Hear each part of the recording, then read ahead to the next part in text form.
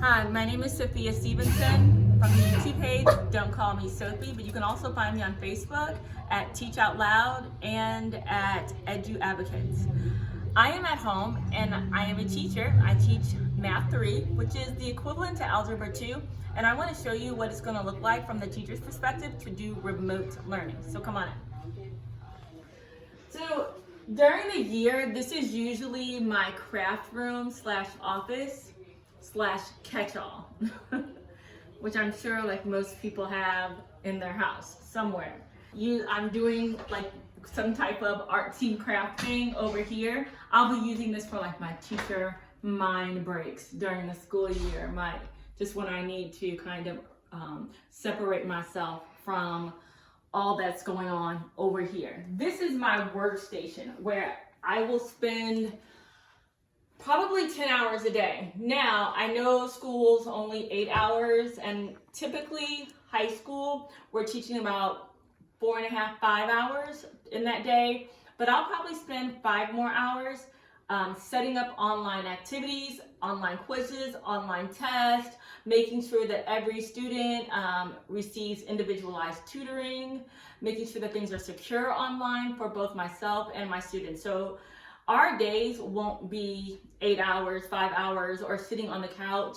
Our days will really be spending a lot of time modifying remote learning and classroom learning. So don't think that teachers will be sitting on the couch, eating bonbons, chilling out, trying to teach your kids. Not at all. This is my headphone set that I had to purchase myself so that I could have a clear communication with my students. This is a school computer, but that computer is a little bit stifling. So I have my own personal laptop, and I bought this for school also. So everything except for this laptop is something that teachers would purchase out of pocket. And I, of course, have purchased out of pocket so that I could make my classroom, my homework classroom. This is my smart tablet that hooks up to either one of these computers.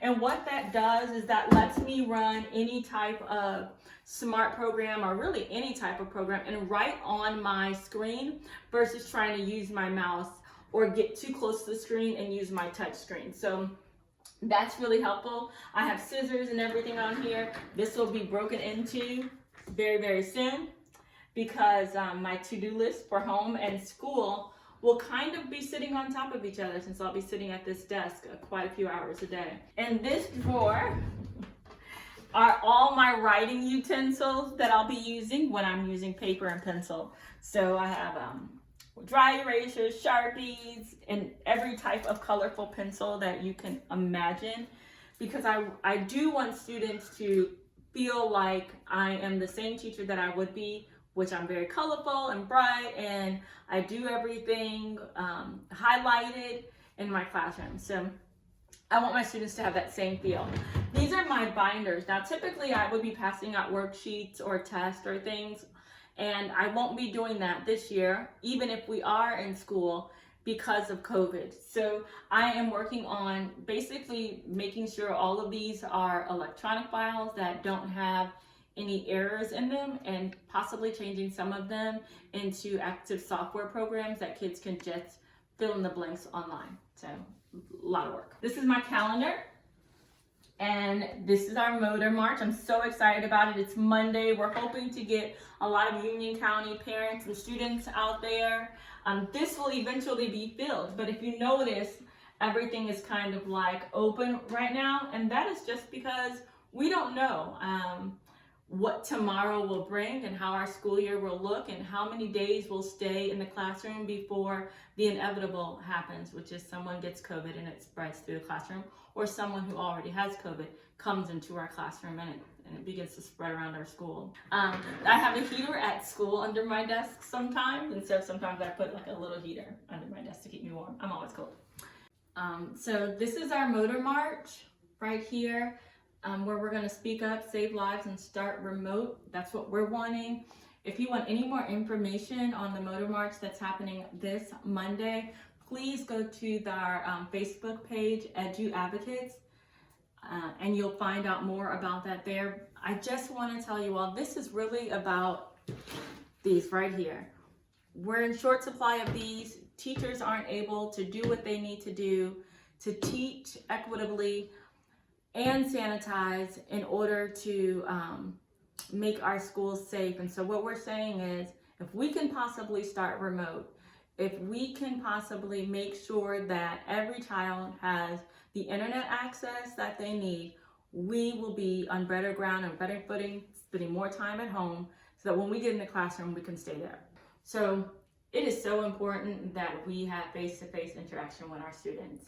We value the online education that some students and parents choose to have, but we value what we do in the classroom every day. We know that the interaction that we have with students changes lives. We are not trying to be in this situation. Trust and believe. I would rather not be at home trying to teach students that need me.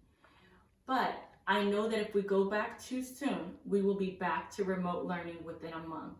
So my goal, and a lot of our goals, and most teachers' goals, if we can start remotely, if we can start safely, if we can start by making sure every child has what they need in order to be successful, then very, very soon, I'll be coming back to school with my little rolling case every day, and I'll see their smiling faces, and we'll be able to teach, and they'll be able to learn, and we'll be consistent, and there'll be no more breaks. But in order for that to happen, North Carolina has to get under 5%. Union County has to get under 5%. We can't start yet. Until next time, from me, Rosa, and Sunny, bye-bye.